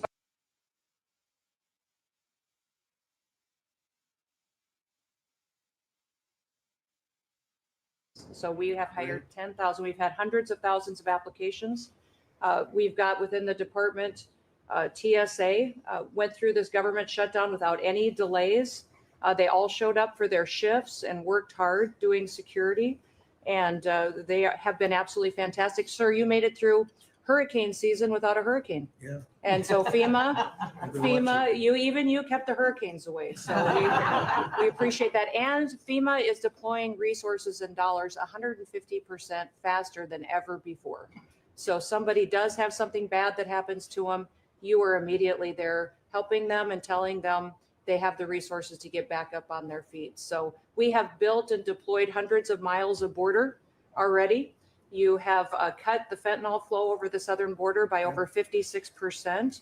You've saved hundreds of millions of lives with the cocaine you've blown up in the Caribbean. And, you told me to look into Minnesota and their fraud on visas and their programs. 50% of them are fraudulent, which means that wacko Governor Walz either is an idiot or he did it on purpose. And I think he's bold, sir. He brought people in there illegally that never should have been in this country, said they were somebody that they're not. They said they were married to somebody who was their brother or somebody else. Fraudulent visa applications, signed up for government programs, took hundreds of billions of dollars from the taxpayers, and we're going to remove them and we're going to get our money back. And we're going to, this next year, make sure that we only put people in leadership positions in this country that love this country and have its back. So thank you for letting us get up every day and have a purpose. We appreciate you. Very much. Thanks, Chris. Appreciate it. Mr. President, you're exactly right. We are saving this country. We're doing it one Main Street at a time, and we're doing it at record speed and at record levels. Under your leadership, small business optimism, according to the U.S. Chamber Index for small businesses, has reached an all-time high in the history of that index. So on Main Street, the economy is coming back thanks to your leadership, thanks to getting Biden inflation under control. Small businesses' number one concern right now is finding skilled labor, and that's why Secretary Chavez DeRemer and I have entered into an MOU to speed that workforce to small businesses that under this administration are now at record levels. 36 million small businesses have now taken on board, for the first time in the SBA's history, $100 billion. That's $45 billion in small business lending at 85,000 small businesses, most of that under your term, and $52 billion out to small business investment companies. So we are running this agency like the best run bank in the country. We are growing small businesses across Main Street, and we're deregulating to the tune of $100 billion, working with all my fellow cabinet members. And thank you for putting together the best cabinet in history. Iron sharpens iron. And thank you for bringing such a strong leadership group together. And then finally, I've walked factory floors from Alaska to Maine, and the workers, the small businesses, most manufacturers in this country are small businesses, 600,000 of them. They are so grateful to your fair trade, low inflation, deregulation agenda that is creating national security and economic security in this country like never before. And so I want to also finally thank you for bringing faith back to the White House, to this administration. I want to thank Brooke for hosting the Cabinet Bible Study and invite everyone tomorrow to Bible study and making this country something that we can be so proud of under your leadership. And I am so blessed and honored to be part of this team. So thank you, Mr. President. Thank you very much. Thank you, Mr. President, for your leadership. I am truly grateful to be a member of your team here at this table to help support you in delivering on the promises that you made to the American people. You came in with a very clear mandate of taking on the rampant weaponization, politicization of the intelligence community and federal law enforcement, experiencing yourself, the deep state abusing their power as they have against you, your family, and so many of the American people. Bring out accountability truly for those who have abused their power, making sure that the intelligence community is supporting your efforts in keeping the American people safe, secure, and free, and being the president of peace. I'm grateful to be in this position as your director of national intelligence to support you in these efforts. And I'll cover very briefly what we've done over the last year under your leadership and what we look forward to continuing to focus on next year. First of all, under your leadership, again, we've taken on a historic effort for transparency, declassification, and exposing these abuses of power by these deep state actors. We've declassified over 500,000 documents, many of which had never been seen before by the American people, put them online to bring about this level of transparency. We formed a weaponization working group, again, to be able to go after a lot of these abuses of power that have never seen the light of day, to support the accountability that under Pam Bondi's leadership in the Department of Justice is coming about. Secondly, bringing about reforms to the to make sure that we have the most effective and efficient and focused workforce that's really working on bringing about the priorities you have laid out in ensuring our country's security. And lastly, Mr. President, working with many of our partners here around the table is going after these domestic threats. We have threats coming from both Islamist ideology as well as Islamist terrorists, foreign terrorist organizations, and those who seek to do harm to the American people, many of whom were let in across our borders under the previous administration. We are focused on these tasks and this imperative for the American people, and just appreciate your leadership, Mr. President, in empowering us to be able to conduct this service. Merry Christmas. Thank you very much. Merry Christmas. That's right. Merry Christmas. Say it loud and clear. Mr. President, your team at the Trump EPA has been crushing it all year to fix the big mess that we inherited and deliver amazing results for the American people. I've had the opportunity to visit all 50 states since confirmation earlier this year, and to hear from real people, where they meet, where they live, and to bring their great ideas and their asks back to us to be able to deliver for them. At the Trump EPA, we have proven that you can both protect the environment and grow the economy. On the environmental front, since you were sworn in earlier this year, we have averaged a big environmental accomplishment every single day. On the 100th day, the 200th day, the 300th day of your presidency, each time we released a list of our top 100 environmental accomplishments. That has included a historic LA wildfire cleanup that you ordered us to complete in record time, which we did, and the Army Corps, under the leadership of our great Secretary of War, did their part as well. The federal government completely did all of the work needed to allow these residents and businesses to be able to rebuild, but poor leadership at the local and state level, unfortunately, is still resulting in these property owners unable to rebuild, and it's wrong. We also were able to reach an agreement with Mexico to be able to implement a plan to permanently end a decades-old raw sewage crisis on the southern border with Mexico. And Secretary Rubio and his team, Chris Landau, Ambassador Johnson, they've been amazing to get that done. On the deregulatory front, we have proudly launched a massive blitz that amounts to the largest deregulatory effort by any agency in the history of the United States. To put some perspective on it, in 1 year at one agency, we will do more deregulation than entire presidencies have done across all agencies. It's incredible. You could go back across 4-year terms to 8-year terms. You've never seen this much deregulation. One agency, 1 year. In fact, when finalized, the proposed rescission of the 2009 Obama EPA endangerment finding amounts to the largest deregulatory action in the history of the United States of America. From fixing the agency's definition of waters of the United States, which is important for our farmers, our ranchers, and other landowners, to the effort to end electric vehicle mandates and promote consumer choice, eliminating regulations designed to eliminate entire sectors of our energy economy. We're thinking big and we're delivering big. We have reduced terrible derailments on diesel exhaust fluid systems. We're getting water moving faster, new pipelines and power plants built, and we're helping to unleash energy dominance. Mr. President, on the operational front, we have significantly reduced the size of the agency workforce, and we are accomplishing more with less.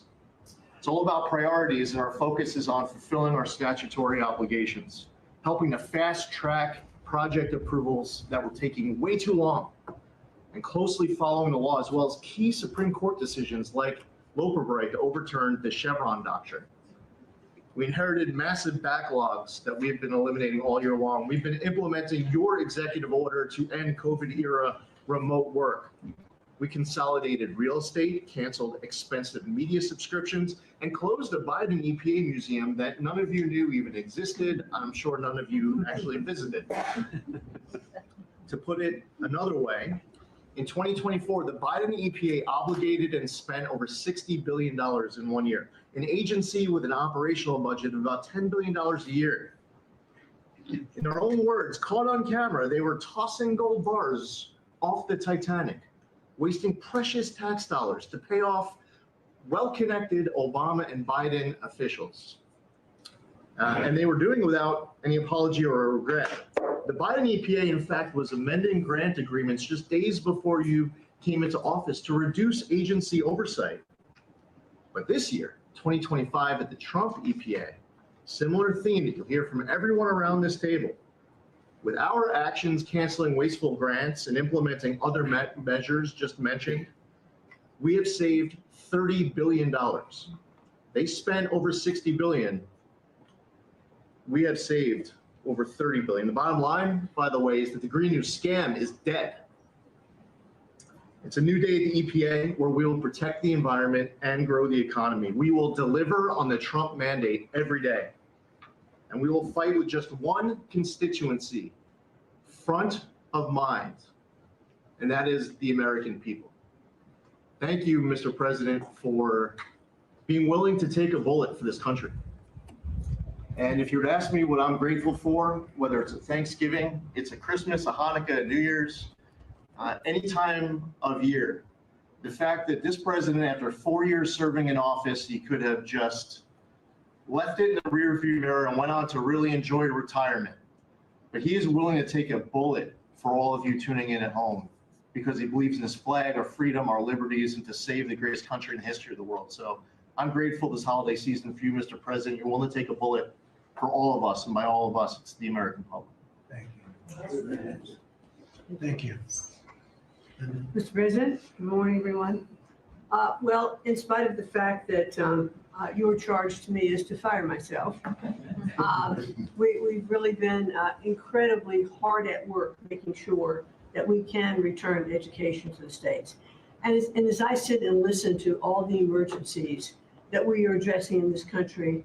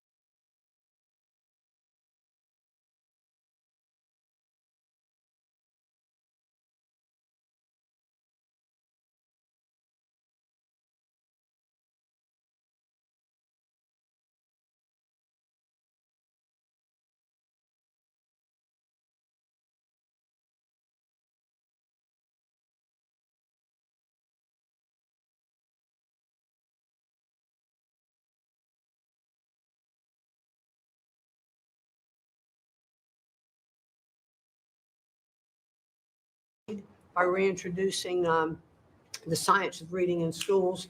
And going into next year, I can honestly say that we've got a lean, mean machine operating at the Department of Education.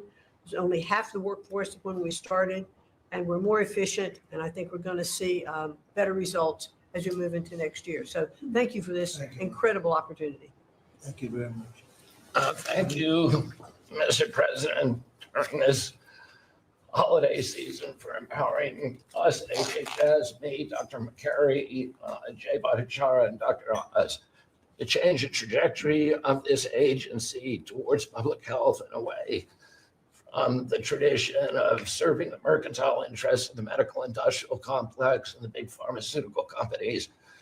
2 weeks ago, we ended, under your leadership, a 20-year war on women by removing the black box warnings from hormone replacement therapy. The medical cartel was telling women that hormone replacement therapy during menopause was dangerous for them. In fact, here's what the science said.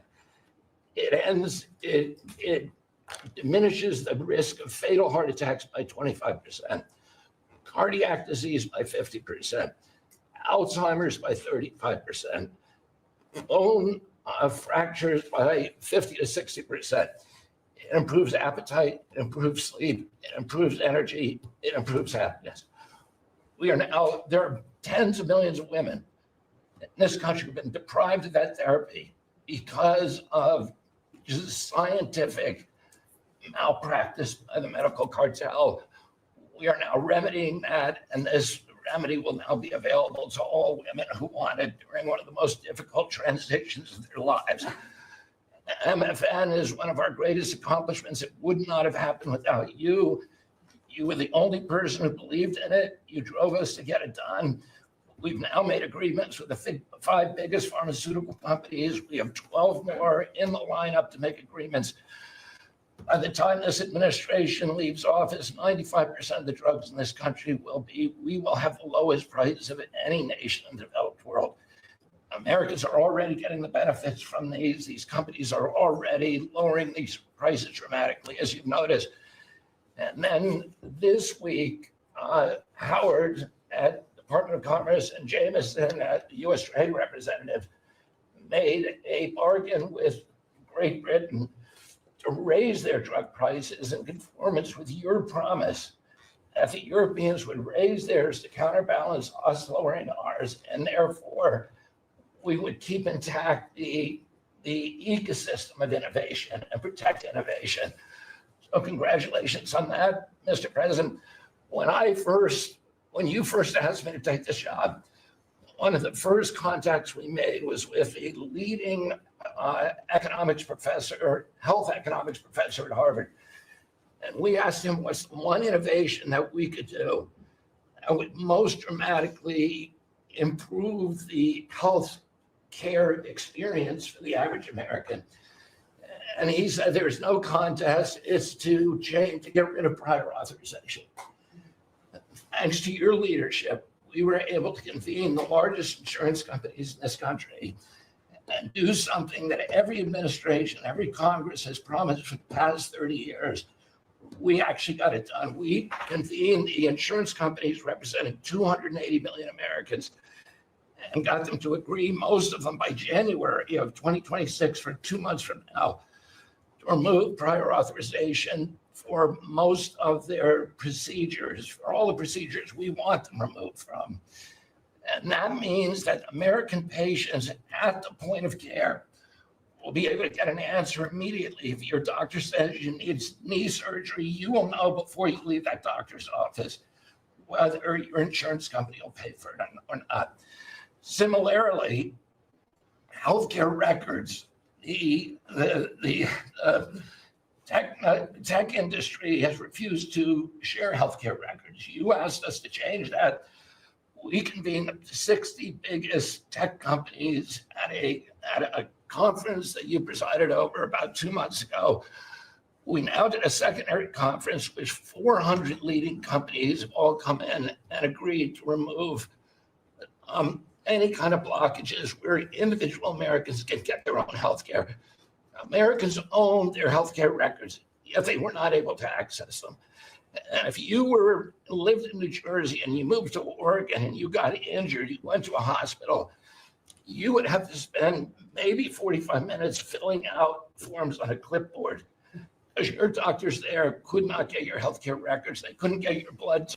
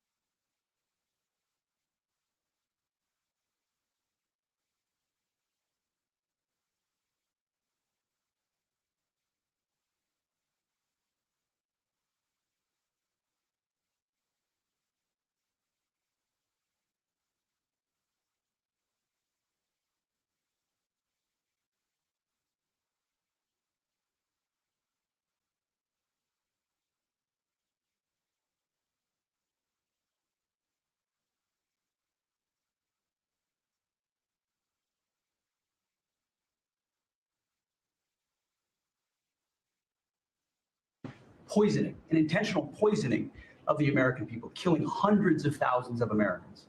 So the president had the courage to designate these cartels as designated terrorist organizations. Now, a number of us here served in the military and spent 20 years fighting terrorists like Al-Qaeda and ISIS on the other side of the world. How do you treat Al-Qaeda and ISIS? Do you arrest them and treat them, pat them on the head and say, don't do that again? Or do you end the problem directly by taking a lethal kinetic approach? And that's the way President Trump has authorized the War Department to look at these cartels. And I wish everybody could be in the room watching our professionals like Mitch Bradley, Admiral Mitch Bradley, and others at JSOC and SOCOM and other commanders. The deliberative process, the detail, the rigorous, the intel, the legal, the evidence-based way that we're able to, with sources and methods that we can't reveal here, that make sure that every one of those drug boats is tied to a designated terrorist organization. We know who's on it, what they're doing, what they're carrying. All these white bales are not Christmas gifts from Santa. This is drugs running on motor fast boats or submarines that we've also struck. No one's fishing on a submarine. And I have empowered them to make that call. Now, the first couple of strikes, as you would, as any leader would want, you want to own that responsibility. So I said, I'm going to be the one to make the call after getting all the information and make sure it's the right strike. That was September 2nd. There's a lot of intelligence that goes into that, building that case and understanding that, a lot of people providing information. I watched that first strike live. As you can imagine, at the Department of War, we got a lot of things to do. So I didn't stick around for the hour and 2 hours, whatever, where all the sensitive site exploitation digitally occurs. So I moved on to my next meeting.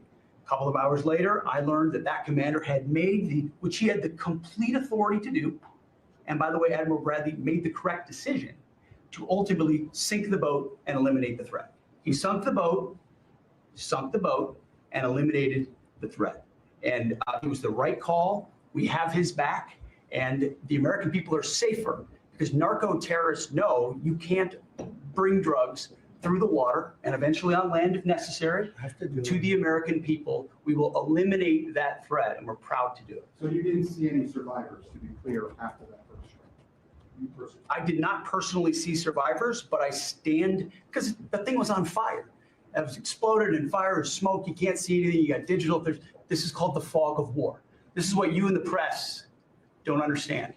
You sit in your air-conditioned offices or up on Capitol Hill and you nitpick and you plant fake stories in the Washington Post about kill everybody, phrases on anonymous sources not based in anything, not based in any truth at all. And then you want to throw out really irresponsible terms about American heroes, about the judgment that they made. I wrote a whole book on this topic because of what politicians and the press does to warfighters. President Trump has empowered commanders to do what is necessary, which is dark and difficult things in the dead of night on behalf of the American people. We support them, and we will stop the poisoning of the American people. And Mr. Secretary, on the second strike, you said it happened more than an hour after the first. Did I hear it I couldn't tell you correctly? the exact amount of time. Minutes? You went off the room, is what you're saying. I already stated my answer quite clearly. So remember this, we lost last year, I think it was more than that, but people don't like saying it because they always said 100,000, 115,000, numbers we've been hearing for years. So we lost last year more than 200,000 people, dead people, ruined families beyond the 200,000. And those 200,000, that family will never be the same.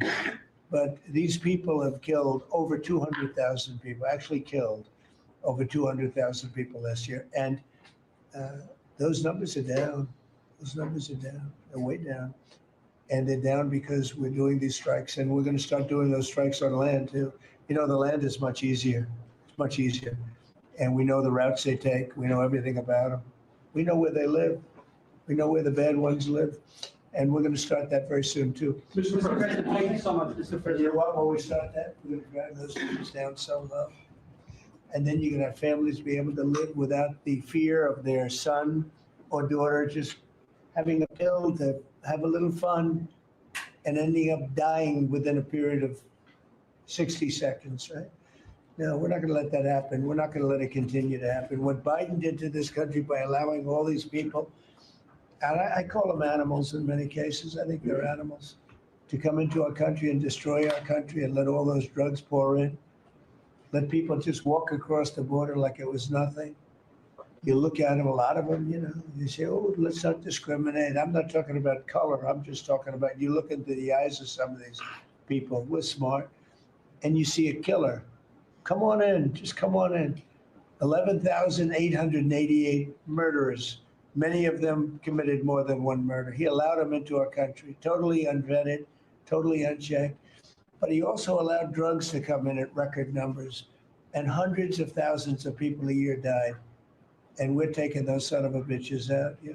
Thank you so much, Mr. President, for taking our questions. I think this is the most transparent administration I ever seen. I'm impressed by these people that, I'll tell you, how strong are you? You've been holding it for 2 hours. You know, there are very few physically, there are very few people who could do that. I'm very proud of you. Whoever the hell you, I have no idea who you are, but you're strong. Thank you, Mr. President. Mr. President, last week, militia groups in Iraq attacked the Kurdistan region's gas field, the largest gas field, which even the U.S. companies invested in the energy sector in the Kurdistan region. And the Kurdistan Prime Minister requested the United States to provide them some sorts of means and defense system to defending their civilian infrastructure and U.S. investment in the Kurdistan region. Are you willing to providing them the support? And if I had this question, tomorrow the United States is going to open and inaugurate one of the. Speak louder. Yeah, of course. Is that possible? Boy, Yeah, you're the most gentle, beautiful voice, but you're a very gentle person. Go ahead. Just take fewer words and louder. Yeah, sure. I will repeat my first question. Last week, the Iraqi militia groups attacked one of the largest gas fields in the Kurdistan region of Iraq, which even the U.S. companies have invested in these gas fields. Yeah. And then, are you from Iraq? I'm from Kurdistan, Iraqi Kurdistan. Okay. Yeah, working for Ruda Media Network. And the Kurdistan region prime minister, he requested the United States to providing them some sorts of defense system to defending these gas fields and U.S. investment in the Kurdistan region. Are you willing to helping them? Well, we're going to look at it. I heard about it, and I'm hearing about it more now, frankly. It wasn't at the top of my list.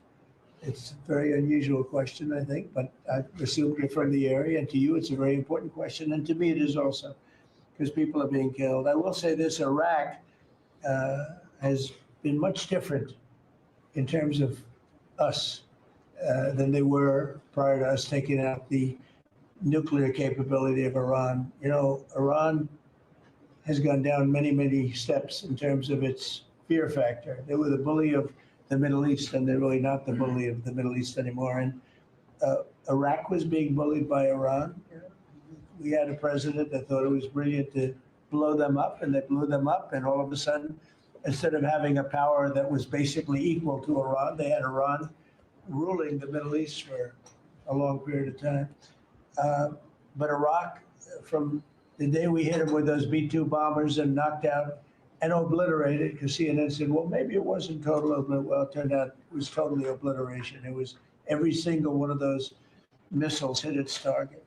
It was actually amazing, but it was wiped out, totally wiped out. I will tell you, Iraq has been a much friendlier place. They talk to us. The prime minister actually nominated me along with about 78 other countries for the Nobel Prize. I'm the only one that was nominated by almost 100 countries that didn't get it, but that's okay. But I saved a lot of lives. I saved a lot of lives. But Iraq nominated us for the Nobel Prize, and that was a great honor. You know, we didn't expect that from Iraq. Iraq has been a much different place since the taking out of Iran the nuclear capability. Yeah, let's get through it. Here we go. This guy's a beauty. Go ahead. Secretary Rubio mentioned your meetings ongoing in Russia today. Do you have any updates from Mr. Witkoff and Mr. Kushner? No, because I've been spending too much time with you. I mean, we're spending a lot of time in here. We wanted to do this you talk about being open and transparent. This has to be the most transparent administration in history. He spent a lot of time answering your questions and giving you a lot of good results. I mean, I think everybody here gave you good results. But no, I don't. I will have after I leave here. Or do you hope for a breakthrough, or is it not? I don't know. Look, I don't know. All I can tell you is that we're trying very hard to save 25 to 30,000 people, mostly men, mostly soldiers, every month. 25,000 to 30,000 soldiers It's impossible. That's half a stadium. Take a big football stadium. Take half of those people in a stadium and they're wiped out, they're killed every month. It's crazy. That war is crazy. It would have never happened with me, and it didn't happen for 4 years. And you just mentioned potential land strikes. Can you elaborate anything on that? Yeah, I'll elaborate. If they come in through a certain country or any country, or if we think they're building mills for whether it's fentanyl or cocaine. I hear Colombia, the country of Colombia, is making cocaine. They have cocaine manufacturing plants, okay? And then they sell us their cocaine. We appreciate that very much. But yeah, anybody that's doing that and selling it into our country is subject to attack. So not necessarily just Venezuela. No, not just Venezuela, no. Venezuela's been very bad. Venezuela's been really bad in something else, probably worse than most, but a lot of other people do it too. They would send murderers into our country. They would empty their jails into our country. They sent people into our country that we don't want. They sent their drug dealers and their drug people into our country. They sent people from their mental institutions into our country, and we're getting them out. That was bad. That was real bad. And they also sent drugs. Yeah. On Tim Walz, Mr. President, do you think he should resign over the fraud scandal in his state? And who should? Tim Walz, over the fraud scandal in his state. Look, I think the man's a grossly incompetent man. I thought that from the day I watched JD destroy him in the debate. I was saying, who was more incompetent, that man or my man?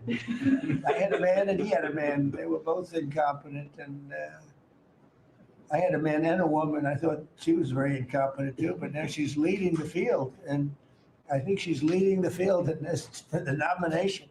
Anyway, look, that's up to them. That's up to the Democrats. You know, the problem with them is they have really bad policy. And I'm not going to say what it is because I don't want them to change it necessarily. Because I want to run against it, whether it's not going to be me, it's going to be somebody that's going to probably sitting at this table. It could be a couple of people sitting at this table. Could be a couple of people running together sitting at this table, you know? But I want them to win because we've done a great job for this country and I want that to be carried forward. And, you know, I think we have a tremendous bench, really a tremendous bench. But no, I think that Walz is a grossly incompetent man. There's something wrong with him, okay? There's something wrong with him. And when you look at what he's done with Somalia, which is barely a country, you know, they have no anything. They just run around killing each other. There's no structure. And when I see somebody like Ilhan Omar, who I don't know at all, but I always watch her for years. I've watched her complain about our Constitution, how she's being treated badly. Our Constitution, the United States of America, is a bad place. Hates everybody, hates Jewish people, hates everybody. And I think she's an incompetent person. She's a real terrible person. But when I watch what is happening in Minnesota, the land of 1,000 lakes or however many lakes they have, they got a lot of lakes, but this beautiful place. And I see these people ripping it off. And now I'm understanding, and you're gonna look at that, Scott, I hear they ripped off Somalians, ripped off that state for billions of dollars, billions, every year, billions of dollars, and they contribute nothing. The welfare is like 88%. They contribute nothing. I don't want them in our country, I'll be honest with you. Okay? Somebody would say, oh, that's not politically correct. I don't care. I don't want them in our country. Their country is no good for a reason. Their country stinks, and we don't want them in our country. I could say that about other countries too. I can say it about other countries too. We don't want them to hell. We have to rebuild our country. You know, our country's at a tipping point. We could go bad. We're at a tipping point. I don't know if people mind me saying that, but I'm saying it. We could go one way or the other, and we're going to go the wrong way if we keep taking in garbage into our country. Ilhan Omar is garbage. She's garbage. Her friends are garbage. These aren't people that work. These aren't people that say, let's go, come on, let's make this place great. These are people that do nothing but complain. they complain. And from where they came from, they got nothing. You know, they came from paradise and they said, this isn't paradise. But when they come from hell and they complain and do nothing but bitch, we don't want them in our country. Let them go back to where they came from and fix it. Thank you very much, everybody.